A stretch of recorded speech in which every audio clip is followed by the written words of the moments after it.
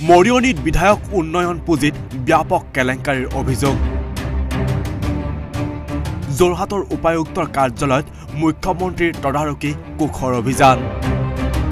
মঙলবাৰে যোৰহাটৰ উপায়ুক্তৰ কাৰ্যালয়ত এইদৰে তালাচী চলালে মুখ্যমন্ত্ৰীৰ তদাৰকী কোখে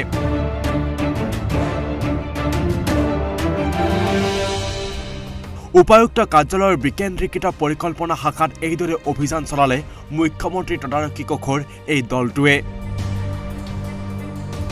2011 পৰা 2017 বৰ্ষলৈ মৰিয়নীৰ বিধায়ক উন্নয়ন পুঁজিত কেলেংকাৰীৰ তদন্ত 6 বছৰত 700 আঁচনি ৰূপায়ণ হৈছিল ৰূপজ্যোতি কুৰ্মীৰ মৰিয়নী সমষ্টিত 700 আঁচনিৰ সৰহ সংখ্যক আঁচনিত বৃহৎ কেলেংকাৰীৰ অভিযোগ এই অভিযোগৰ তদন্তৰ বাবে মঙলবাৰে যোৰহাট উপায়ুক্ত কাৰ্যালয়ত অভিযান চলাই জব্দ কৰিলে বৃহৎ পৰিমাণৰ নথিপত্ৰ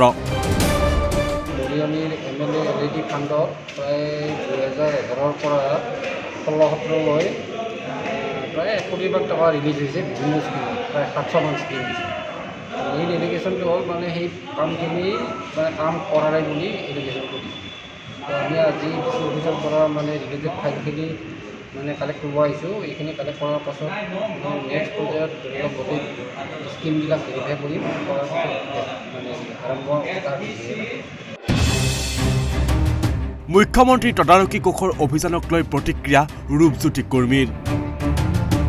মানসিক হেঁচা জনমানসত হেয় প্ৰতিপন্ন কৰাৰ চেষ্টা বিজেপি চৰকাৰৰ আজি মই বিজেপি দলৰ বিপক্ষে বা চৰকাৰৰ ভুল নীতিসমূহ আঙুলি দিয়াৰ বাবে আজি এইটো এটা মৰিয়নী সমষ্টিৰ ৰাইজৰ মাজত এটা মোৰ জনপ্ৰিয়তা হ্ৰাস কৰিবৰ কাৰণে তেনেকৈ এটা ষড়যন্ত্ৰ লৈ এই তদন্তটো আৰম্ভ কৰিছে আজি এই তদন্তৰ একো নাপায়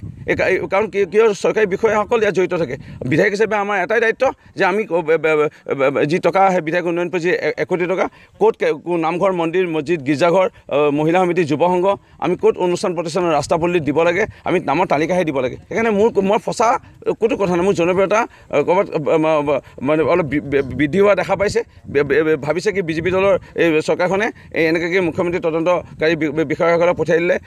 সংবাদ মাধ্যমৰ যদি এটা বাতৰি ওলায় বিধায়কজনৰ মান সন্মান নষ্ট হ'ব যোৰহাটৰ পৰা আনন্দ বৰা আৰু মৰিয়নীৰ পৰা জিন্তু জাতিৰ ৰিপৰ্ট ঈশান নিউজ